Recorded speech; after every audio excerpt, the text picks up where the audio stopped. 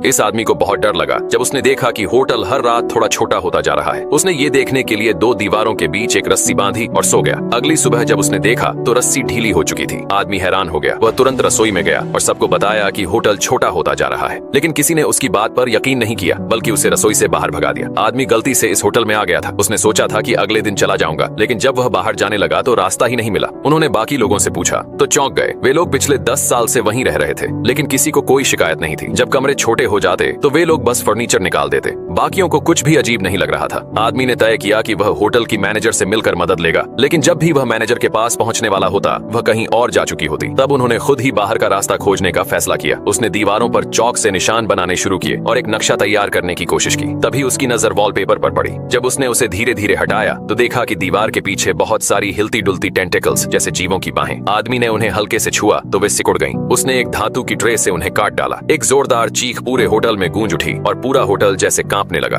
आदमी भागकर अपने कमरे में आ गया तो देखा कि सारे लोग अब अपने कमरों में छुपे हुए हैं। अब उन्हें आदमी की बात पर यकीन हो गया था और उन्होंने उसे अपनी उम्मीद मान लिया। आदमी ने उन्हें कागज दिए और कहा कि वे हर गलियारे में निशान लगाएं जहां वे खोज करें। उन्हें लगा कि इससे रास्ता जल्दी मिल जाएगा। सभी लोग खुशी खुशी खोज पर निकल पड़े। लेकिन जब आदमी वापस अपने कमरे में लौटा तो देखा कि सब लोग उसका खाना खा रहे थे और यहाँ तक कि उसका टूथब्रश भी इस्तेमाल कर रहे थे। मजबूरी में वह कमरे से निकल गया और गलियारे में ही लेटकर सो गया। धीरे धीरे वॉलपेपर ऊपर से झरने लगा और एक कंबल की तरह उसे ढक लिया। तभी एक फोन की घंटी बजी और आदमी उठ गया। उसने तेजी से कमरे में जाकर फोन उठाने की कोशिश की, लेकिन एक जवान आदमी पहले ही फोन काट चुका था। वह फोन होटल की मैनेजर की निजी लाइन थी। आदमी के लिए बाहर निकलने का आखिरी मौका था। गुस्से में आदमी उस युवक पर चिल्लाया और सबको कमरे से बाहर निकाल दिया। अब उसका नक्शा भी बेकार हो चुका था। थक हार कर वह चुपचाप बैठ गया। तभी दो अच्छे लोग उसके पास आए और उसे ढाढ़स बंधाया। उन्होंने कहा कि शायद बाहर जाने का रास्ता लॉबी में नहीं है। आदमी को बहुत निराशा हुई। तभी उसे ख्याल आया शायद दराज में कुछ होगा। उसने दराज खोली और हैरानी से देखा कि उसमें एक गुप्त रास्ता छिपा था। रास्ते की दीवारों पर टेंटिकल्स हिल रही थी। आदमी थोड़ी देर रुका, लेकिन फिर उस रास्ते पर चलने लगा। रास्ते के अंत में उसे एक बहुत बड़ा अंडा मिला। जब उसने हाथ से उसे छुआ तो उसे महसूस हुआ कि उसके अंदर का जीव उससे जुड़ाव महसूस कर रहा है। वह भी आजादी चाहता था जैसे यह आदमी। उसने अपनी पूरी ताकत लगाकर उस अंडे को बाहर धकेला। जब उसने आंखें खोली तो पाया कि वह गहरे समुद्र के नीचे है। वह जीव अपनी टेंटिकल्स से उसे कसकर पकड़कर ऊपर रोशनी की ओर ले जा रहा था।